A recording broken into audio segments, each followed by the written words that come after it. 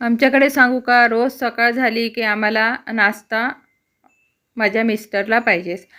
म्हणून मी काय करते, रात्रीच ठरवून ठेवते की आपल्याला सकाळी कोणता नाश्ता करायचा, किंवा मी सकाळी उठल्याबरोबरसुद्धा ठरवते की आज आपल्याला नाश्ता कोणता करायचा. इथे मी तुम्हाला कुरकुरीत आणि खुसखुशीत असे तुम्हाला क्रिस्पी असे पकोडे करून दाखवणार आहे. आणि हे पकोडे खूप क्रिस्पी होतात आणि पटकन होतात, त्याला वेळसुद्धा काहीच जास्त लागत नाही. आता इथे आपल्याला फ्रेश अशी पालक घ्यायची आहे. पालक मात्र धुवून घ्यायची आणि नंतरच आपल्याला चिरायला घ्यायची आहे.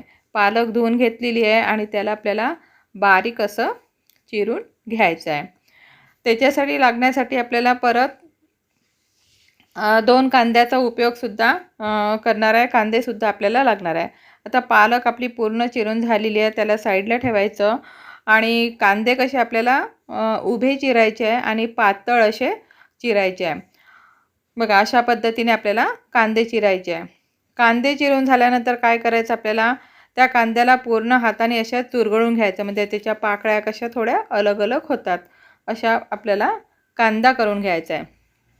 आता इथे 2 कांद्याचा वापर केलेला आहे आणि 2 आपल्याला बटाटे घ्यायचे आहे. बटाट्याची मात्र साल काढून घ्यायची आहे आणि त्याला जाड किसणीने किसून घ्यायचं आहे.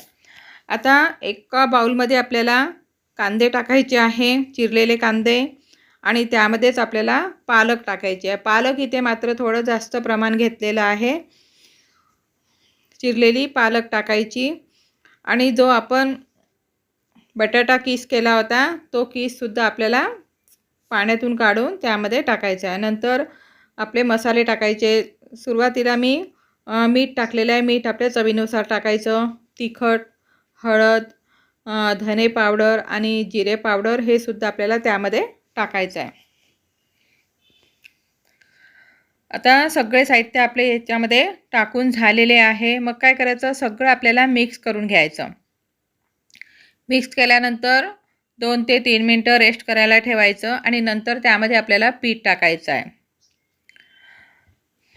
इथे बेसन टाकलेलं आहे. बेसन खूप टाकायचं नाही, थोडा अंदाज घेऊनच आपल्याला त्यामध्ये बेसन टाकायचं आहे. आणि बेसन टाकल्यानंतर आपल्याला मिक्स करून घ्यायचं आहे.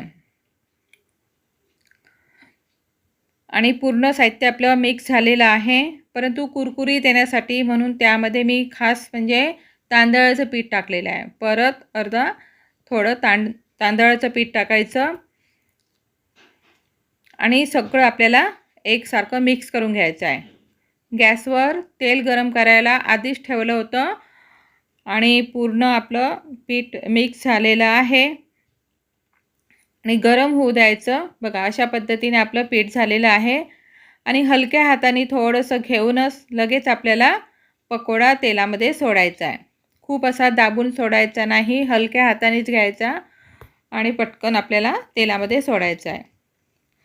तर गरम तेलामध्ये सोडल्यानंतर आपल्याला चांगले क्रिस्पी होऊ द्यायचे आहे. दोन्ही साईडने मस्त क्रिस्पी होऊ द्या, तरच तुमचे पकोडे खूप छान होतात आणि कुरकुरीतसुद्धा होतात. बघा, त्याचा कलरसुद्धा छान चेंज झालेला आहे. नंतर मग काय करायचं, आपल्याला काढून घ्यायचं आहे आणि परत जे काही उरलं होतं ते मी पकोडे परत केले आहे. अशा पद्धतीने सगळे पकोडे मी करून घेतलेले आहे. अतिशय कुरकुरीत आणि क्रिस्पी झालेले आहे. आजचा मी नाश्ता हा पकोडाच केलेला आहे. तुम्ही आता हे कशासोबत खाता, टमाटर सॉससोबत जर तुम्हाला आवडत असेल तर तुम्ही खाऊ शकता, पण नुसतेही खायला खूप छान लागतात. जर व्हिडिओ तुम्हाला आवडला असेल, लाईक करा, शेअर करा आणि सबस्क्राईब करा. मस्त खा, आनंदी राहा. धन्यवाद.